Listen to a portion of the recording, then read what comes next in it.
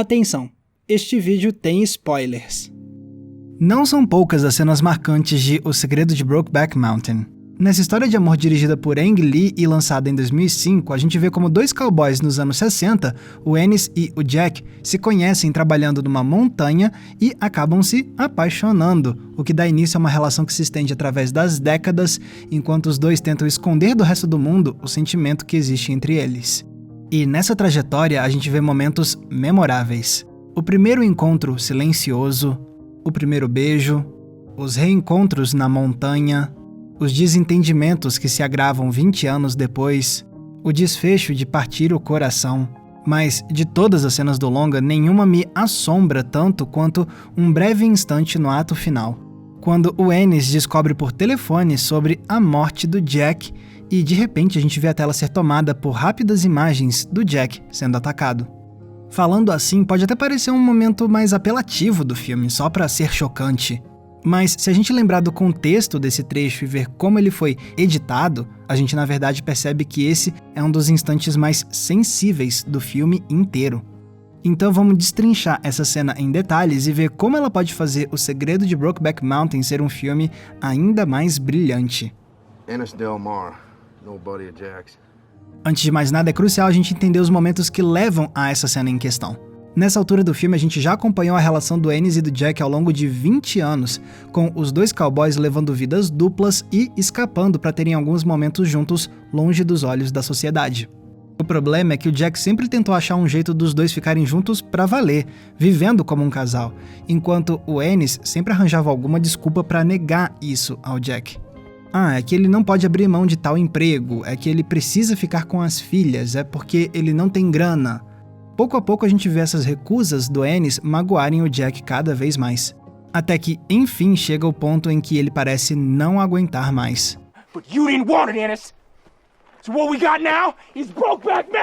E sim, eles acabam o momento com um abraço, mas fica evidente que, pro Jack, essa relação está em sua pior fase. E se a gente achava que eles teriam outras chances para dar um jeito nas coisas, o filme vem dar uma rasteira na gente. Porque certo dia o Ennis recebe por correio a notícia de que o Jack morreu, o que leva o Ennis a fazer uma ligação para falar pela primeira vez com a Laureen, a viúva do Jack. E aí a gente descobre o que aconteceu. O Jack estava na estrada trocando um pneu, mas o pneu explodiu e fez o aro voar diretamente no rosto dele, o que o levou à morte.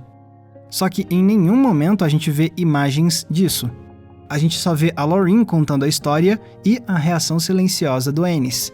E é aí que vem o trecho que tanto me assombra, com as imagens do Jack sendo atacado de forma violenta. Esse breve momento é brilhante por uma série de motivos. Em primeiro lugar, pela forma como ele pode ser interpretado por nós.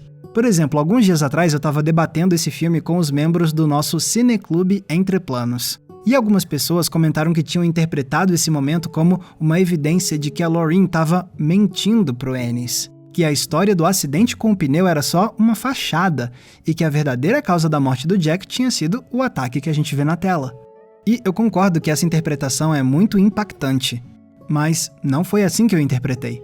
Para mim, aquelas imagens do Jack sendo atacado são pura imaginação do Ennis. É como se fosse uma resposta automática da mente dele, criando um momento catastrófico que nunca aconteceu. E essa leitura minha vem principalmente pela forma como esse instante é editado. Repare que as imagens só surgem depois que corta pro Ennis e mostra a reação dele durante alguns segundos, depois dele ouvir a descrição de como o Jack morreu. Se essas imagens aparecem do nada agora com a câmera apontando pro Ennis, é porque o que a gente tá vendo é algo que acontece no espaço mental dele. Agora, veja bem, a cena poderia mudar completamente de significado caso ela tivesse sido editada de outra forma. Imagina se ela fosse assim. A gente vê a Laureen relatando a morte do Jack e enquanto a gente olha pra ela, aí aparecem as imagens do ataque. The rim of the tire slammed into his face, broke his nose and jaw, and knocked him unconscious on his back. Se a cena fosse editada desse jeito, as imagens do ataque apareceriam no espaço mental da Laureen, indicando uma possível contradição entre o que ela diz e o que ela realmente sabe sobre a verdadeira morte do Jack. Mas como o ataque surge enquanto a gente está no espaço dramático do Ennis, Realmente eu tendo a acreditar que isso seja só a imaginação dele. O que só demonstra como uma simples escolha de edição às vezes pode alterar totalmente o significado que a gente extrai da obra. Hello? Hello? Outro fator que me faz entender essas imagens como imaginação do Ennis é o arco dramático desse personagem. Porque é essencial lembrar da história que ele tinha contado lá atrás pro Jack, de quando ele era criança e tinha 2 vizinhos homens que moravam juntos. A suspeita da vizinhança de que eles eram um casal acabou levando ao assassinato de um deles, deixando um cadáver ao ar livre que o pai do Ennis fez questão de mostrar pro filho. A mensagem que ele deixava pro Ennis era clara, a de que, se ele amasse outro homem, ele ia morrer. Isso explica por que mais tarde o Ennis pergunta pro Jack se ele não tem medo de andar na rua e as pessoas, só de olharem, desconfiarem do segredo que eles guardam.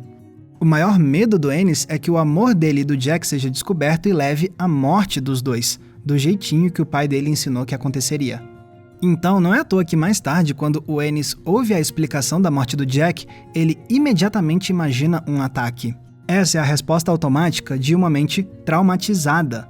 Uma mente que só conseguia conceber a morte como algo que inevitavelmente viria pelas mãos de homens raivosos e intolerantes que descobriram a verdade sobre esse amor proibido.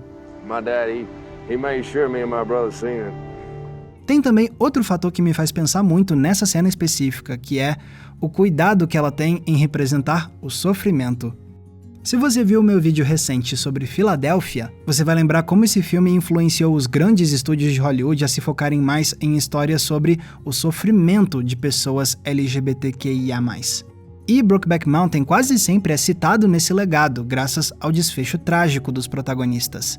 Mas seria um erro achar que o filme do Ang Lee tenta espetacularizar o sofrimento LGBTQIA+, como outras produções fizeram. E uma das melhores evidências disso é justamente essa cena do Ennis descobrindo sobre a morte do Jack. Se a intenção fosse criar um momento chocante de violência homofóbica para horrorizar o público, o Ang Lee poderia simplesmente ter filmado o ataque ao Jack como algo real e com muito destaque. Mas o caminho que ele tomou foi o oposto disso. Primeiro, que a violência que surge na tela contra o Jack não é concreta, mas sim um cenário criado pela mente do Ennis. E segundo, que a edição dessas imagens toma muito cuidado para não ser explícita. Por exemplo, a gente nunca ouve sons de golpes ou gritos de dor. É só silêncio. Além disso, a câmera fica tremida, traz cortes rápidos e usa planos fechados, o que impede a gente de ficar tempo demais olhando para essas imagens perturbadoras. É uma montagem com um objetivo muito claro: usar o poder da sugestão para traduzir o estado mental do Ennis e para indicar que a ideia de sofrer homofobia já é perturbadora o suficiente, sem ter que apelar para nenhum tipo de sensacionalismo. É uma escolha de direção de montagem que revela como Brokeback Mountain soube abordar o sofrimento desses personagens LGBTQIA+, com muita sensibilidade. And this thing grabs hold of us again, in the wrong place, in the wrong time, and we're dead. E olha, por mais que até agora eu tenha me focado mais na inserção rápida desse ataque ao Jack, a verdade é que todo o restante dessa cena da conversa telefônica é impressionante também. Para começo de conversa, porque ela traz com força uma das maiores temáticas de Brokeback Mountain, que é o preço do silêncio. Ao longo de todo o filme, a gente viu como o relacionamento do Ennis e do Jack precisa ser mantido em segredo, mas a um custo altíssimo que é pago com medo, vergonha e culpa. E quando esse amor é descoberto pelos outros personagens, ele sempre é debatido com meias palavras, como se um romance entre 2 homens fosse um horror enorme demais para ser expressado em voz alta. Então não é à toa que na cena do telefone a gente vê também essa ideia do que não é dito. Especialmente quando a Lauren revela que o Jack queria que as cinzas dele fossem espalhadas na montanha Brokeback, um lugar que ela até duvida que exista. Mas aí o Ennis revela que a montanha existe sim, e que foi lá que ele conheceu o Jack. E a reação da Lauren é inesquecível. Ela não diz uma palavra, mas a gente percebe só pela atuação da Anne Hathaway que ela entendeu imediatamente qual era a relação entre esses 2 homens. E o Ennis também não precisa dizer mais nada. Em meio ao que não é dito, A gente tem um breve momento de luto compartilhado entre duas pessoas que perderam uma pessoa querida.